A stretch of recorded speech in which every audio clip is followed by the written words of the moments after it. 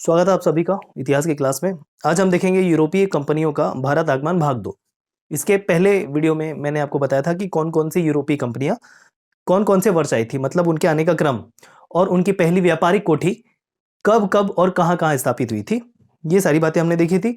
Dutch और हमने पुर्तगालियों के बारे में भी देख लिया था। आज हमको मेन फ्रांसीसियों के बारे में डिस्कस करना है। चलिए शुरू करते हैं। तो यूरोपीय कंपनियों का भारत आगमन भाग 2। देखिए कुछ फैक्ट देखिए। अब यहां पर क्या है कि धीरे धीरे अंग्रेजों का विस्तार होगा भारत वाले क्षेत्र में। ईस्ट इंडिया कंपनी जो आप सुनते हो, नाम तो बाद में जाकर पड़ा, लेकिन कंपनी तो थे ही ये शुरू से। तो आप देखोगे कि भारत के अधिकांश क्षेत्रों में ब्रिटेन कंपनी का आधिपत्य स्थापित हो जाता है। लेकिन भारत के कुछ कुछ क्षेत्रों में आपने पुर्तगालियों को भी देखा, डच को भी देखा, और अब आज फ्रांसीसियों को भी देखेंगे। उससे पहले अंग्रेजों का अब धीरे धीरे भारत के क्षेत्र में व्यापार को लेकर विस्तार कैसे होगा, और फिर राजनीतिक हस्तक्षेप भी शुरू होने वाले अंग्रेजों का। सॉरी। देखिएगा फैक्ट सारे।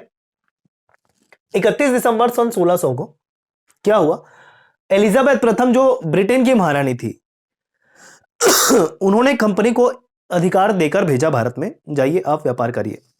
अब केवल भारत वाले क्षेत्र को लेकर व्यापार करने नहीं भेजा उन्होंने क्या किया कि पूर्वी क्षेत्र के लिए व्यापार करने का एकाधिकार दिया कंपनियों को। अब ये ब्रिटेन की बात कर रहे हैं फिलहाल, अभी ध्यान रखिएगा। फ्रांसीसियों की बात थोड़ी देर में करेंगे, ठीक है। तो ये डेट ध्यान रखना इंपॉर्टेंट है। 31 दिसंबर सन 1600 को एलिजाबेथ प्रथम के द्वारा कंपनी को, जो ब्रिटेन की कंपनी थी जिसका नाम बाद में जाके ईस्ट इंडिया कंपनी पड़ता है, उसको पूर्वी क्षेत्र में व्यापार करने के लिए एकाधिकार दिया गया। ठीक है। कितने वर्षों के लिए? 15 वर्षों के लिए। जो भी वहां पर की कंपनियां रही होगी व्यापार करने, जो भारत आई थी, इसलिए क्यों व्यापार करना चाह रही थी, ये सारा रीजन मैंने पहले क्लास में बता दिया आपको। तो ये डेट इंपॉर्टेंट है 1600। कब कंपनियों को पूर्वी क्षेत्र, मतलब अब देख, ये जो है ब्रिटेन है, ब्रिटेन के पूर्वी क्षेत्र में क्या पड़ेगा? ब्रिटेन के पूर्वी क्षेत्र में पड़ेगा भारत, इंडोनेशिया, ठीक है, ये सारे क्षेत्र पड़ेंगे। तो यहीं पर व्यापार के लिए भेजा। तो पूर्वी क्षेत्र मतलब हमारा, मतलब यहां पर पूर्वी क्षेत्र से भारत का है। क्लियर है कि नहीं? चलो, तो 15 वर्ष के लिए महारानी के द्वारा जो एलिजाबेथ प्रथम था, ये भी नाम ध्यान रखिएगा, सन 1600 को 31 दिसंबर कंपनियों को एकाधिकार दिया गया 15 वर्षों के लिए, जाइए आप पूर्वी क्षेत्र मतलब भारत में व्यापार करिए।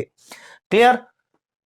अब देखो, ये जो 1599 है कंपनी गठित हुई, जो कंपनी की बात कर रहे हैं उसका गठन वो 1599 में। डेफिनेटली उसको ईस्ट इंडिया कंपनी हम बोलते हैं, लेकिन ईस्ट इंडिया कंपनी नाम बाद में पड़ता है। तो 1599 में जब इसका गठन हुआ तो किस नाम से हुआ था? मर्चेंट एडवेंचर्स, ठीक है। मर्चेंट एडवेंचर्स नाम से, एवेंजर नहीं सॉरी, एडवेंचर्स नाम से कंपनी का गठन होता है 1599 में। तो शुरू से कंपनी का नाम ईस्ट इंडिया कंपनी नहीं, क्या? मर्चेंट एडवेंचर्स 1599 में, ठीक है। इसी कंपनी को भेजा गया। अगला पॉइंट 1608 में। अब देखो हुआ क्या, 1603 में ना एलिजाबेथ जो महारानी थी ब्रिटेन की, उसकी मृत्यु हो जाती है, और 1603 में एलिजाबेथ के स्थान पर एक नए शासक ब्रिटेन के जेम्स प्रथम आते हैं, ठीक है। जेम्स प्रथम आते हैं राजशाही गद्दी पर। तो 1608 में वो क्या करते हैं? फरमान देते हैं। किसको? एक व्यक्ति को जिसका नाम था कैप्टन हॉकिंस। ये प्रश्न बार बार पूछा जा चुका है, चाहे कोई भी एग्जाम हो, चाहे केबीसी हो, किसी में भी प्रश्न ये पूछा जा चुका है आपसे, ठीक है क्या? तो एक कैप्टन हॉकिंस, ध्यान रखिएगा, कैप्टन हॉकिंस को फरमान दिया गया ब्रिटेन के शासक जेम्स प्रथम के द्वारा। कब? 1608 में। क्यों? फिर से जाइए व्यापार करिए, है ना। तो कहीं भी राजशाही या किसी शासक से फरमान प्राप्त होगा तभी तो कोई जाएगा ना व्यापारी। तो ये एक व्यापारी के रूप में आया। कौन? Captain Hawkins. अब सुनिए, देखिए 1608 में जेम्स प्रथम के फरमान को लेकर कैप्टन हॉकिंस 1608 में भारत पहुंचा। ठीक है। निकला था तकरीबन 1605 में। 1605 में था अकबर, लेकिन 1608 में जब यह आया कैप्टन हॉकिंस, तो वहां पर अकबर की जगह पे गद्दी पर बैठ चुका था। कौन? मुगल गद्दी पर जहांगीर, ठीक है कि नहीं। तो आना चाह रहा था अकबर के समय, अकबर के लिए, अकबर के नाम से फरमान लेकर, लेकिन पहुंचा जहांगीर के दरबार में। बात समझ में आई आपको?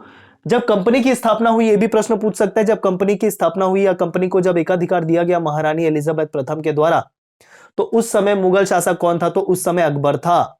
लेकिन जब कैप्टन हॉकिंस आया, ठीक है, ये एक राजदूत बोल सकते हो, राजदूत बोल लेना इसको, ठीक है। जेम्स प्रथम का राजदूत था। तो राजदूत किसके दरबार में आया? जहांगीर के दरबार में। लेकिन फरमान किसके नाम से था? शासक अकबर के नाम का फरमान था, ठीक है, जो जेम्स प्रथम के द्वारा जारी किया गया था। ये 1608 की बात है जब वो भारत पहुंचा। कौन? कैप्टन हॉकिंस, ठीक है। तो पहला राजदूत जो भारत पहुंचा 1608 में जेम्स प्रथम के फरमान को लेकर कैप्टन हॉकिंस जहांगीर के दरबार में, ठीक है भाई। तो उसके बाद से फिर जहांगीर के द्वारा इसको अनुमति प्राप्त हो गई और इसी समय हम देख पाते हैं कि 1608 में ही अंग्रेजों की पहली कोठी सूरत में, गुजरात में स्थापित होती है। लेकिन पहली पूरी होने वाली कोठी मसूलीपट्टनम में आप देखते हो 1611 में, पिछली क्लास में कवर किया मैंने, क्योंकि 1608 में जो कार्य शुरू होता है व्यापारिक कोठी का सूरत में, वो किसी कारणवश रुक जाता है। तो 1611 में पहली कोठी जो पूरी हुई अंग्रेजों की, वो हुई मसूलीपट्टनम में, ठीक है। ओके, फिर क्या होता है 1615 में एक और राजदूत आता है। राजदूत मतलब कौन? Thomas Roe. तो 1615 में एक और राजदूत टॉमस रो भी जहांगीर के ही दरबार में आता है और उसको अनुमति प्राप्त होती है व्यापार करने के लिए भारत वाले क्षेत्र में, ठीक है। तो यहां पर आखिरी लाइन लिखा हुआ है जहांगीर द्वारा अनुमति, वैसे दोनों को अनुमति दी जाती है व्यापार करने के लिए। क्लियर है क्या भाई? चलिए आगे बढ़े। अब इनके बदले, व्यापार करने के बदले डेफिनेटली सालाना, प्रतिवर्ष या कुछ कर के रूप में, लगान के रूप में लिया जाता था, यह बात अलग है। अब 1632 का सीक्वेंस याद रखिएगा, सीक्वेंस वाइज बता रहा हूं। 1632 में गोलकुंडा का शासक, ध्यान रखना, गोलकुंडा के शासक ने अंग्रेजों को गोलकुंडा में व्यापार करने के लिए एक फरमान जारी किया जिसको बोला गया सुनहरा फरमान। अब ये सुनहरा क्यों कह रहे हैं? तो देखिए, ये जो गोलकुंडा शासक था अंग्रेजों को गोलकुंडा में व्यापार करने के लिए फरमान दे रहा है, लेकिन उसके बदले में कुछ नहीं रह रहा है। मतलब मुफ्त व्यापार करने के लिए, मुक्त व्यापार करने के लिए बिना किसी लगान या कर के बदले गोलकुंडा शासक ने गोलकुंडा में व्यापार करने का अधिकार अंग्रेजों को दिया। इसी कारण सुनहरा फरमान कह रहे हैं। किसके कॉन्टेक्स्ट में? अंग्रेजों के कॉन्टेक्स्ट में, उनके लिए सुनहरा है, ठीक है। बात सुन रहे? बिना कुछ लिए व्यापार करने का अधिकार अंग्रेजों को प्राप्त हो रहा है। इस कारण ये इंपॉर्टेंट है, ध्यान रखिएगा, 1632 का डेट, गोलकुंडा शासक के द्वारा सुनहरा फरमान दिया गया अंग्रेजों को, व्यापार करने का अधिकार गोलकुंडा में बिना कुछ लिए। चलिए, लेकिन इसके पहले जब उत्तर मुगल काल में, मैंने आपको बताया था उत्तर मुगल काल में आने वाले शासक के बारे में, तो एक शासक का नाम आपने सुना, फर्रुखशियर। उस फर्रुखशियर के द्वारा 1717 में एक शाही फरमान दिया गया था। क्या दिया गया था? शाही फरमान, भारत में व्यापार करने के लिए।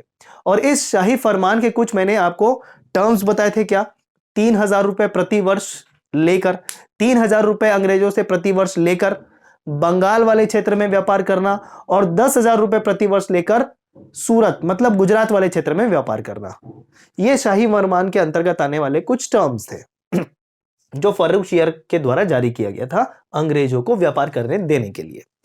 एक और इसमें एक पॉलिसी थी कि एक बंबई रुपया चलता था, वो बंबई रुपया को पूरे भारत में लागू करवा दिया गया फर्रुखशियर के ही फरमान से। इसमें अंग्रेजों का भला था। कैसे? अंग्रेजों की प्रेसिडेंसी के तौर पे 3 स्थान हमको ध्यान में रखने हैं। अंग्रेजों की सर्वप्रथम 3 प्रेसिडेंसी के तौर पे 3 स्थान ध्यान रखना है, एक मुंबई, एक आपका कलकत्ता और एक मद्रास। तो मुंबई एक प्रेसिडेंसी, सबसे पहला जो क्षेत्र अधिपत्य किया गया अंग्रेजों के द्वारा या कंपनियों के द्वारा, तो उसको बोल सकते हैं मुंबई व्यापारिक केंद्र के तौर पे। तो वहां पर जो रुपया चलेगा, अगर पूरे भारत में उसको लागू करवा दें तो क्या होगा, वहां पर से जो रुपए या जो पैसे जनरेट होंगे वो पूरे भारत में एप्लीकेबल होंगे। भाई ये तो अच्छी बात है, बात समझ आई आपको? तो ये शाही फरमान फर्रुखशियर के द्वारा जो दिया गया अंग्रेजों को, उसके 3 आपकी मतलब एक तरीके से टर्म्स बोल सकते हो। 3000 रुपए बंगाल के लिए पैसे लेगा फर्रुखशियर और व्यापार करने दे देगा अंग्रेजों को, 10,000 रुपए सूरत के लिए और मुंबई रुपया पूरे भारत में चलाने के लिए। क्लियर है क्या? तो ये आप ऑलरेडी देख चुके हो फर्रुखशियर का शाही फरमान। 2 फरमान इंपॉर्टेंट। आगे बढ़ते हैं। 1661 का समय क्यों इंपॉर्टेंट है देखिएगा। बंबई को दहेज में दिया जाता है। अब बंबई बोलने का मतलब प्रॉपर आज जो मुंबई शहर देखते हो केवल वो नहीं, बंबई बोलने का मतलब उस समय पूरा पूरा महाराष्ट्र वाला क्षेत्र, ठीक है। तो ब्रिटेन का राजकुमार का नाम याद रखो चार्ल्स द्वितीय, और पुर्तगाली राजकुमारी का नाम याद रखना कैथरीन। इन दोनों का विवाह हो जाता है, ठीक है। अब विवाह की प्रथा के अनुसार क्या होता है, जनरली दहेज दिया जाता है, गिफ्ट दिया जाता है, गिफ्ट मान लो, ठीक है। तो चार्ल्स द्वितीय को गिफ्ट के रूप में पुर्तगाली क्या देते हैं, बंबई क्षेत्र मतलब महाराष्ट्र क्षेत्र।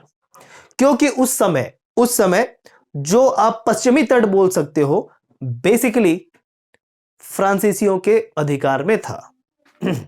अभी यहां पर युद्ध वगैरह वाली स्थिति शुरू नहीं हुई है एक अधिकार को लेकर। यहां पर अनेक कंपनियां हैं पुर्तगाली कंपनियां भी है, अंग्रेज कंपनी भी है, समझ रहे हो बात को, डच भी है, फ्रांसीसी भी है। अभी उत्तराधिकार को लेकर युद्ध होगा शुरू, अंग्रेज और फ्रांसीसियों के मध्य, थोड़े बाद में पुर्तगालियों के साथ भी युद्ध हुआ था। फिलहाल ध्यान रखो, उस समय बंबई वाला जो क्षेत्र था वो पुर्तगालियों के हिस्से में था। तो उन्होंने क्या किया, पुर्तगालियों ने जब इनका विवाह हुआ तो एज अ गिफ्ट, दहेज स्वरूप, बंबई क्षेत्र को ब्रिटेन के शासक चार्ल्स द्वितीय को दे दिया।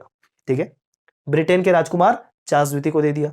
तो अब जो बंबई वाला क्षेत्र किसके पास आ गया, ब्रिटेन के शासक चार्ल्स द्वितीय के पास। अब ये चार्ल्स द्वितीय क्या करेगा, 1668 में, 7 साल बाद, कंपनी को किराए पर दे देगा व्यापार करने के लिए। ये ब्रिटेन राजकुमार है, ब्रिटेन का राजकुमार है, ये व्यापार नहीं कर रहा है, व्यापार कौन कर रहा है, कंपनी कर रही है।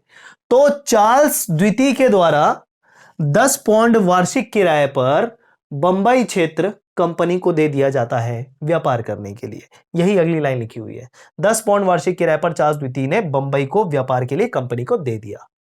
ठीक है, इंपॉर्टेंट चीजें हैं भाई, ध्यान रखना सारा सीक्वेंस। अगला 1688, ये डेट ध्यान रखना, इसमें क्या रखना है। अब देखो धीरे धीरे ये जो अंग्रेजी कंपनियां, ब्रिटेन कंपनियां, ये भारत में बढ़ती जा रही है। तो इसी क्रम में क्या देखते हैं हम कि ये जो ब्रिटेन की कंपनी थी, इन्होंने हुगली क्षेत्र पर, मतलब ये कलकत्ता वाले क्षेत्र पर अधिकार कर लिया था। अब हुगली क्षेत्र मतलब यहां पर क्या रहेगा, बंदरगाह होंगे। ठीक है, तो बंदरगाह पर नियंत्रण स्थापित हो जाएगा। साथ ही साथ बंबई गुजरात वाले क्षेत्र के जो बंदरगाह होंगे वहां पर भी ये अंग्रेजी कंपनियां नियंत्रण करने का प्रयास करेंगी। और यहां पर अभी चल रहा था मुगल साम्राज्य, तो इससे प्रॉब्लम किसकी होगी, किसको होगी, मुगल शासक को होगी। उस समय मुगल शासक कौन चल रहा था, औरंगजेब।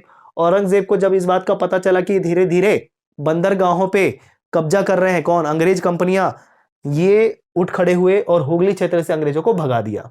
ठीक है, और उस समय जब मुगल सेना की तरफ से औरंगजेब, मुगल शासन की तरफ से औरंगजेब, और अंग्रेज कंपनी की तरफ से जॉन चाइल्ड इस युद्ध में एक तरीके से भाग लेते हैं। ठीक है, डेफिनेटली औरंगजेब जो है कंपनी को भगाने के लिए एक युद्ध जैसा करता है, हुगली नदी क्षेत्र से भगा भी देता है। तो अंग्रेजी कंपनी का नेतृत्व करने वाले में आपको जॉन चाइल्ड का नाम ध्यान रखना, यह इंपॉर्टेंट है। तो औरंगजेब और जॉन चाइल्ड के बीच एक युद्ध होता है जिसमें जॉन चाइल्ड पराजित हो जाता है, औरंगजेब जीत जाता है। लेकिन फिर भी देखो, इसी समय चाहे तो औरंगजेब ये कर सकते थे कि अंग्रेजी कंपनी को पूरा भारत से भगा सकते थे, लेकिन फिर से दिमाग तो इनका बहुत ही शातिर था अंग्रेजों का। जॉन चाइल्ड की तरफ से फिर क्या किया गया, एक मिन्नत किया गया कि नहीं, हमको यहां पर व्यापार करने दो, जैसा आप चाहोगे, जिस क्षेत्र में आप चाहोगे वहीं व्यापार करेंगे। ठीक है, तो एक तरीके से मिन्नत की गई औरंगजेब के सामने जॉन चाइल्ड के द्वारा, और फिर औरंगजेब फिर से मान जाता है अंग्रेजों को व्यापार करने देने के लिए। और फिर इनके बीच एक संधि होती है और इस संधि के तहत अंग्रेज भारत पे बने रहते हैं। ठीक है, चलो बात समझ में आई। अगला कुछ फैक्ट देख लो आप। ये तो हो गया अंग्रेजों का, अंग्रेजी कंपनियों का भारत में एक्सपांशन, विस्तार। अब देखो कुछ कुछ चीजें, जैसे फोर्ट विलियम का आप नाम सुनते हो। फोर्ट विलियम कहां है, कलकत्ता में। कलकत्ता वाला क्षेत्र में क्या कर दी गई, किलेबंदी कर दी गई, एक घेरा जैसा बना दिया गया, किलेबंदी कर दी गई। किलेबंदी मतलब उस क्षेत्र को साम्राज्य में मिला लेना एक तरीके से। ठीक है, तो वही किले का निर्माण हुआ, फोर्ट विलियम जिसको बोलते हैं, कहां पर, कलकत्ता में, अंग्रेजों के द्वारा किया गया, ये ध्यान रखिएगा। ठीक है, 3 प्रेसिडेंसी, लेकिन 3 अलग अलग किले। 3 प्रेसिडेंसी में एक मुंबई, एक कलकत्ता, एक मद्रास आता है। और 3 किले की अगर बात करें तो एक कलकत्ता, एक मद्रास और एक पांडुचेरी में, जो अंग्रेजों के द्वारा स्थापित किया गया था। ठीक है, फोर्ट विलियम, फोर्ट विलियम आपका जो किला है वो कलकत्ता में स्थापित हुआ। फोर्ट सेंट जॉर्ज आपका ध्यान रखिएगा मद्रास में स्थापित हुआ। और फोर्ट लुई जो है वो पौंडीचेरी में स्थापित हुआ। क्लियर क्या भाई? तो ये 3 आपके फोर्ट या किले ध्यान में रखने। फोर्ट विलियम आपको पता ही होगा, कलकत्ता को बोलते हैं, कलकत्ता में ये हुआ था स्थापित। और फोर्ट सेंट जॉर्ज जो है मद्रास में, ये आपको ध्यान रखना है। और फोर्ट लुई जो है पौंडीचेरी में स्थापित हुआ था। ये 3 फैक्ट आपको ध्यान में रखने हैं। कलकत्ता शहर की स्थापना किसने की थी, ये भी एक इंपॉर्टेंट प्रश्न बनता है, तो ध्यान रखिएगा। 1699 में जॉब चॉर्नाक नाम के एक अंग्रेज ने कलकत्ता शहर बसाया था। ठीक है, जॉब चॉर्नाक। क्लियर है क्या भाई? चलो अब देखो, जब मैंने यूरोपीय कंपनियों का आगमन बताया था, पुर्तगाली, डच, ब्रिटेन, ठीक है, फ्रांसीसी, तो उसमें आपको एक कंपनी बोला था सर आपने, डेनमार्क या डेनिश नहीं बताया। तो चलिए बता देते हैं डेनिश कब आए थे। वैसे तो प्रश्न इनसे आता भी नहीं, लेकिन वही अगर वो 4 ध्यान में रखता तो डेनिश आपका एडजस्ट हो जाता। तो डेनिश डेनमार्क से आए थे, ठीक है, कब? 1616 में। इसको आप कॉपी में ऐड कर लीजिएगा पिछले वाले लेक्चर से। तो डेनमार्क, जिसको हम डेनिश बोलते हैं, डेनिश कंपनी डेनमार्क से आए थे 1616 ईस्वी में भारत में। क्लियर? और इन्होंने अपनी पहली कोठी जो है, व्यापारिक कोठी जो है, तंजौर में स्थापित की थी। तंजौर कहां? तमिलनाडु में। इस बात को ध्यान रखें। स्वीडिश भी आए थे भारत में, लेकिन स्वीडिश का मुख्य व्यापार भारत में ना होकर चीन में था, लेकिन भारत भी आए थे वो। तो स्वीडिश ध्यान रखिएगा, जो स्वीडन से आए थे 1731 में, लेकिन इनका मुख्य व्यापार चीन के साथ था, जबकि इसके पहले जो हमने 4 देखा था, भारत के साथ मुख्य व्यापार था। डेनमार्क कुछ समय के लिए आए, इतने इंपॉर्टेंट नहीं है, लेकिन फिर भी बता दिया भारत कब आए, 1616 में। और उसके अलावा स्वीडन से आए स्वीडिश 1771 में भारत में। ठीक है, चलो, तो इन दोनों को आप कॉपी में ऐड कर लीजिएगा, ऑर्डर के तौर पे रख लीजिएगा। अब हम देखेंगे फ्रांसीसियों का भारत से अंत। कैसे फ्रांसीसियों का भारत में अंत हो जाता है और अंग्रेज पूरे भारत में कब्जा कर लेते हैं व्यापार को लेकर, फिर धीरे धीरे राजनीतिक हस्तक्षेप भी होते हैं, वो अब बात का मुद्दा है। तो हेडिंग डालेंगे हम फ्रांसीसी। पुर्तगाली, डच हमने देख लिए थे। 1664 में फ्रांसीसी कंपनी की स्थापना होती है, व्यापारिक कोठी भी बनाई जाती है और फ्रांसीसियों का आगमन भी इसी वर्ष हुआ रहता है। यह आपने पिछले वर्ष क्लास में देखा। इस समय जो शासक था, यहां पर भी राजशाही व्यवस्था चलती थी। कहां? फ्रांस में। तो फ्रांस में इस समय शासक कौन था? लुई 14वां। ठीक है, लुई 14th। तो ध्यान रखिएगा, लुई 14 के समय फ्रांसीसी कंपनी का आगमन भारत में होता है और इसी समय अपनी व्यापारिक कोठी भारत में बनाई जाती है, 1664। चलो आगे बढ़ते हैं। 1673 में ध्यान रखिएगा, 1673 में अब धीरे धीरे यहां पर भी क्या करेंगे, फ्रांसीसी भी कब्जा करने की कोशिश करेंगे। ठीक है, तो 1673 में पौंडीचेरी पर फ्रांसीसियों का अधिकार हो गया। ठीक है, पौंडीचेरी पर फ्रांसीसियों का अधिकार हो गया, जबकि पौंडीचेरी शहर की नींव किसने डाली थी, यह भी एक प्रश्न बनता है। तो पौंडीचेरी शहर की जो नींव डाली थी, वो डाली थी फ्रांस्ता मार्टिन द्वारा। फैक्ट है, नाम याद करने पड़ेंगे। नींव किसने डाली, कब्जा कब हुआ? नींव डाली गई पौंडीचेरी शहर की फ्रांस्ता मार्टिन के द्वारा, जबकि पौंडीचेरी पर अधिकार फ्रांसीसियों के द्वारा कब किया गया? 1673 ईस्वी में। ठीक है, चलो आगे बढ़ते हैं। अलग अलग क्षेत्रों पे अब कब्जा होने वाले फ्रांसीसियों के द्वारा। 1674 ईस्वी में क्या होता है, साउथ में एक जगह है चंद्रनगर, चंद्रनगर पर भी कब्जा हो जाता है फ्रांसीसियों का। और इसके अलावा जैसे आप देख पाते हैं माहे और करिकाल, माहे और करिकाल वर्तमान में पौंडुचेरी जो एक यूटी है, ठीक है, केंद्र शासित प्रदेश है, उसके अंतर्गत आने वाले जिले हैं, क्षेत्र हैं बोल सकते हो। तो माहे और करिकाल पर भी फ्रांसीसियों का नियंत्रण हो जाता है। ओके, चलो, तो ये आपका फ्रांसीसियों का विस्तार देख पा रहे हो, फ्रांसीसी कंपनियों का विस्तार देख पा रहे हो आप। अब अलग अलग यूरोपीय कंपनियां विस्तार कर रही हैं। हर एक को समस्या होगी कि भैया मेरा उसका विस्तार ना हो और मेरा एकाधिकार हो इस क्षेत्र में, राइट। तो इसी बीच इनके मध्य युद्ध होगा और सर्वप्रथम अंतिम रूप से जीतकर, सर्वप्रथम नहीं बोलना चाहिए, अंतिम रूप से जीतकर आते हैं अंग्रेज। तो अब यहीं से सिलसिला शुरू होता है अंग्रेज और फ्रांसीसियों के बीच युद्ध का। तो अंग्रेज फ्रांसीसी युद्ध या आंग्ल फ्रांसीसी युद्ध, जिसको कर्नाटक युद्ध के नाम से भी जाना जाता है। ठीक है, कर्नाटक किसी ना किसी रूप में इन तीनों युद्ध में प्रभावित था या संबंधित था, कह सकते हो। इसी कारण तीनों आंग्ल फ्रांसीसी युद्ध को कर्नाटक युद्ध भी कहा जाता है। आंग्ल कर्नाटक युद्ध या आंग्ल फ्रांसीसी युद्ध, दोनों नाम आप देख पाते हो। ठीक है, किसको लेकर था? उत्तराधिकार को लेकर था। भारत में व्यापार को लेकर उत्तराधिकार किसका होगा, इसको लेकर यह संघर्ष था। तो 3 युद्ध होते हैं, ध्यान रखिएगा। 3 आंग्ल फ्रांसीसी युद्ध या 3 आंग्ल कर्नाटक युद्ध होते हैं, ध्यान रखिएगा, इंपॉर्टेंट है। पहला आंग्ल कर्नाटक युद्ध 1746-48 में 2 वर्ष चला। दूसरा जो है वो 1749 से शुरू होकर 54 तक चला, 5 साल तकरीबन। और तीसरा कर्नाटक युद्ध जो है, आंग्ल कर्नाटक युद्ध, 1756 से 1763 तक चला। अब इसके पीछे कारण क्या, परिणाम निकले, इन सब की बात करते हैं। पहला कर्नाटक युद्ध 1746 से 1748, 2 वर्ष। कारण क्या?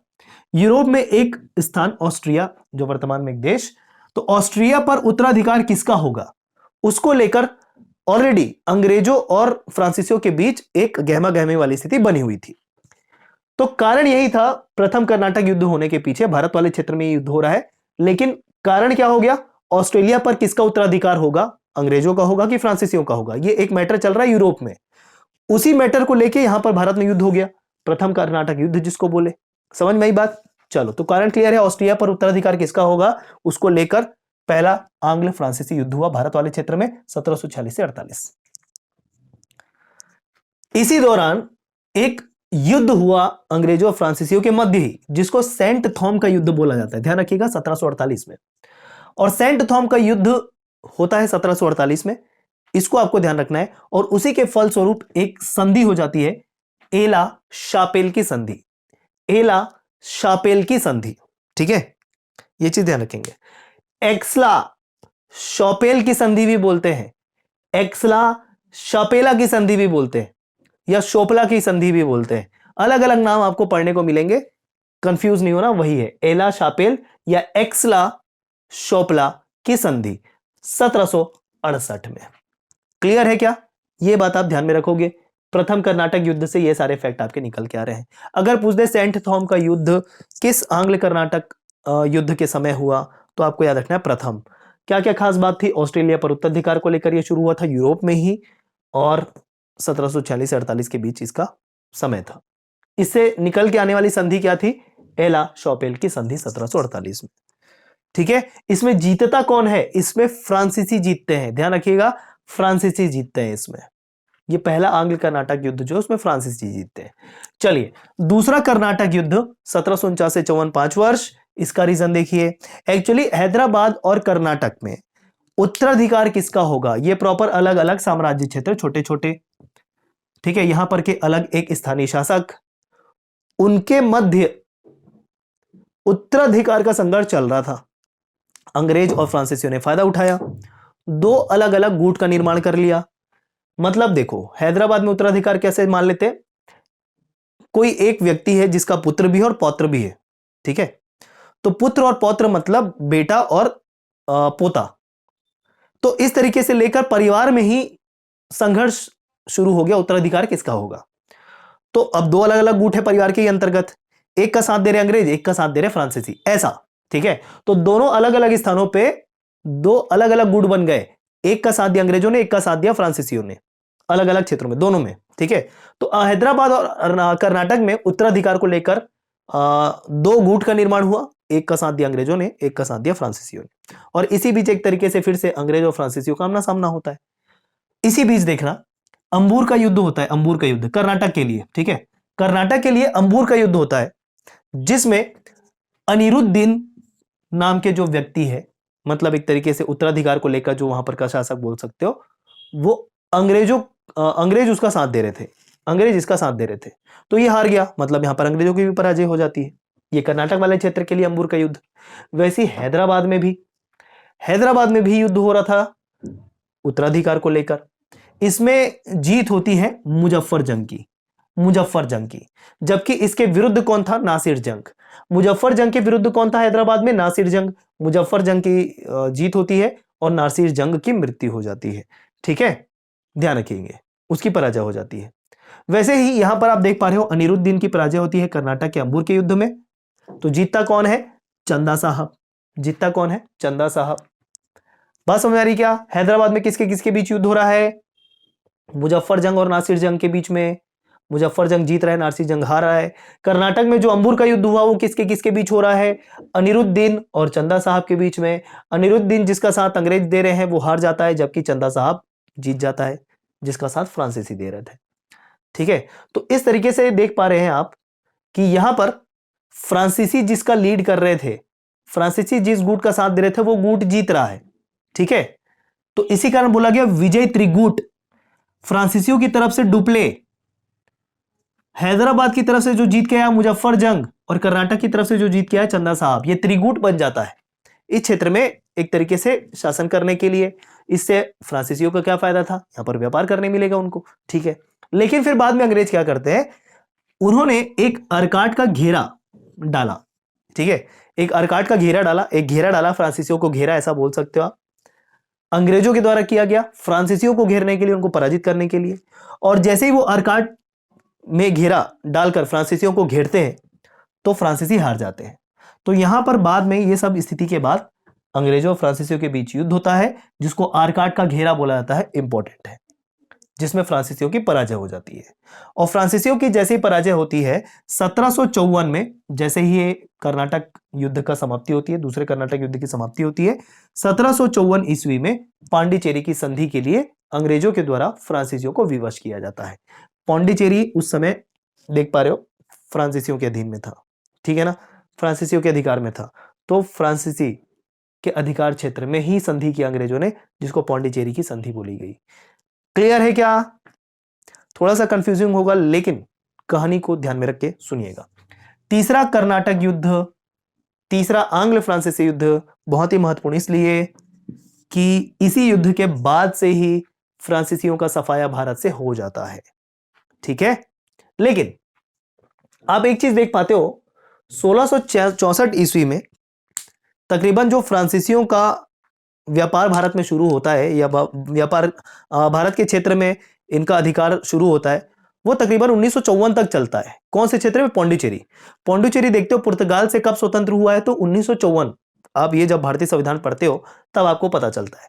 तो 1664 में शुरू होकर फ्रांसीसियों का जो भारत में एक तरीके से संबंध रहता है वो 1954 तक चलता है।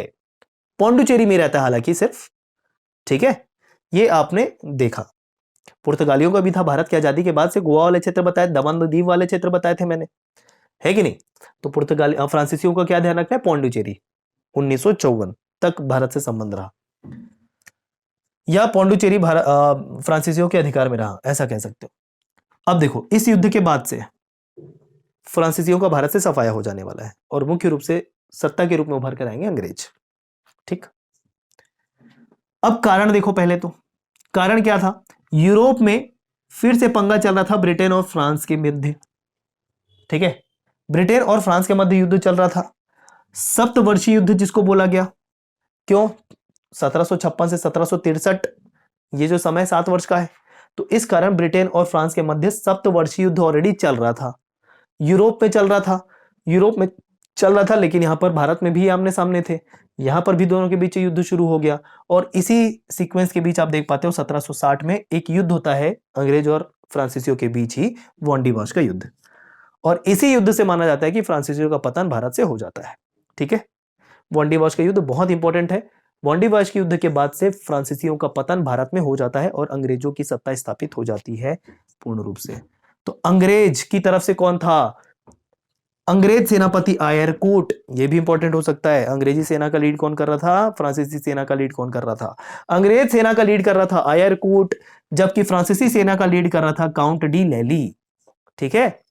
वॉन्डिवाश के युद्ध में अंग्रेज जीत जाते हैं, फ्रांसीसी की पराजय हो जाती है, फ्रांसीसी चले जाते हैं भारत से बाहर। और फिर बाद में जाकर जब इस सप्तवर्षीय युद्ध की समाप्ति होती है यूरोप में, अंग्रेज और फ्रांसीसियों के बीच एक संधि होती है। अब देखो, फ्रांस और अंग्रेज के बीच यूरोप में युद्ध चल रहा है और फ्रांस की राजधानी पेरिस, तो पेरिस में संधि हो रही है, इस वजह से इसको पेरिस की संधि बोली गई। और इस संधि के बाद से ही ये युद्ध की, सप्तवर्षीय युद्ध की समाप्ति होती है। दो अलग अलग चीजें ध्यान रखना। वॉन्डिवाश का युद्ध हुआ जिसे फ्रांस भारत से चले गए, लेकिन ये जो सप्तवर्षीय युद्ध ऑलरेडी यूरोप में जो चल रहा था उसकी समाप्ति पेरिस की संधि से होती है। कब? 1763 में। क्लियर? चलो, तो ये था किस तरीके से फ्रांसीसी आए और किस तरीके से चले गए। हो गया पूरा? चलो, एक फैक्ट ध्यान रखना, ये जो डुप्ले आपने नाम सुना था, ये डुप्ले कब भारत में आया था? तो 1742 ईस्वी में भारत के लिए पहला गवर्नर जनरल, फ्रांस की तरफ से पहला गवर्नर जनरल बनकर भारत आया था 1742 में, ये डुप्ले, ठीक है भाई। व्यापार उद्देश्य को लेकर ही था, ठीक है भाई। तो ये था आज का ये सेकंड चैप्टर, सेकंड भाग, यूरोपीय कंपनियों का भारत आगमन एवं विस्तार, ठीक है। इस तरीके से कंपनियों की स्थापना भारत में हो जाती है, कौन चला जाता है बाहर और कौन रुक जाता है, ये आपको क्लियर हो गया है। अब आगे की चीजें आपको समझ में आनी होगी, शुरू हो जाएगी। जैसे आप देख पाते हो अब आगे आपको अंग्रेज अंग्रेज अंग्रेज ही पढ़ने हैं। चलिए फिर मिलते हैं अगली क्लास में, धन्यवाद।